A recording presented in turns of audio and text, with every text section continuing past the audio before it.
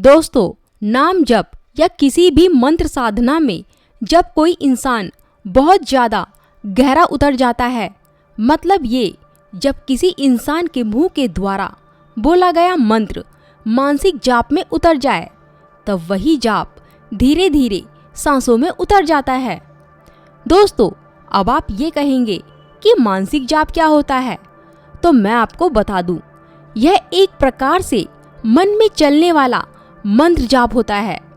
जो व्यक्ति अपने अंतर मन से ही मंत्रों का उच्चारण करता है, जिसे मानसिक जाप कहते हैं। दोस्तों, जब आपका मानसिक जाप सांसों में उतर जाता है, तब आपकी उसी आती जाती सांसों में जाप चलने लगता है।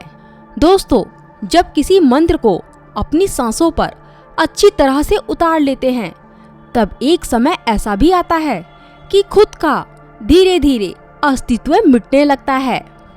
मतलब व्यक्ति का ध्यान ऑटोमेटिक सांसों पर चलने लगता है और फिर उसको अपने शरीर का भान तक नहीं रहता है।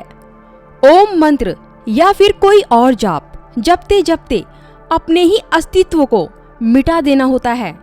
मतलब आप ओम जाप करते करते ओम में ही समा जाओ। नाम जप ईश्वरीय शक्ति का आहार है। जैसे हम अतिथि को प्रसन्न करने के लिए स्वादिष्ट पकवान परोसते हैं, वैसे ही ईश्वर को रिझाने के लिए एकाग्रचित होकर श्रद्धा भाव से लय के साथ किया गया मंत्र जाप आध्यात्मिक भोजन है। नाम जप चलता फिरता ईश्वर है। ध्यान तो दिन में 1-2 घंटे ही करना होता है, लेकिन बाकी के समय में नाम जप ही सरल बताया गया है। ओम मंत्र या किसी भी मंत्र में अपने आप को उसमें विलीन कर देना होता है। दोस्तों, कई लोग ऐसे भी होते हैं, हाथ में माला लेकर बैठे हुए हैं और मंत्र जाप चल रहा है। आजू बाजू में बैठे हुए लोगों की बातें भी कानों में जा रही हैं। अगर कोई जरूरी बातें हैं तो उनकी बातों का जवाब भी दिया जाता है, लेकिन फिर से ओम मंत्र का उच्चारण शुरू कर देते हैं। अगर कोई फोन कॉल आया है तो कॉल को रिसीव भी किया जाता है, लेकिन कॉल रिसीव करने के बाद फिर से मंत्र जाप शुरू कर देते हैं। तो दोस्तों, मैं आपको बता दूं, ये मंत्र जाप बिल्कुल भी नहीं है। इन चीजों में अपना टाइम और एनर्जी दोनों ही नष्ट कर रहे हो। आपको ऐसा नहीं करना चाहिए। दोस्तों, मैं आपको बता दूं, शब्दों की अपनी कोई भी पावर नहीं होती है। अब दोस्तों, ध्यान से सुनते जाइए। शब्दों की अपनी कोई पावर नहीं होती है। चाहे आप अपने मुंह से कुछ भी मंत्र उच्चारण क्यों ना कर लें, आपके मुंह से बोले गए शब्दों में शक्ति तभी प्रवेश करेगी जब उन शब्दों के अंदर आपके भाव जुड़ेंगे। बिना भाव के आपके शब्द या कोई भी मंत्र उच्चारण बेकार है। दोस्तों, आपको एक छोटा सा एग्जाम्पल देती हूँ। आप टीवी सीरियल या कोई भी पिक्चर देखते हो और उसके अंदर जो लोग हैं वो आपस में एक दूसरे को कितना बुरा भला बोलते हैं, लेकिन दोस्तों, वो बुरे भले शब्द एकदम बेअसर होते हैं। उन शब्दों के अंदर भाव नहीं है, और जब शब्दों में भाव ही नहीं है तो फिर वो शब्द बेअसर हो जाते हैं।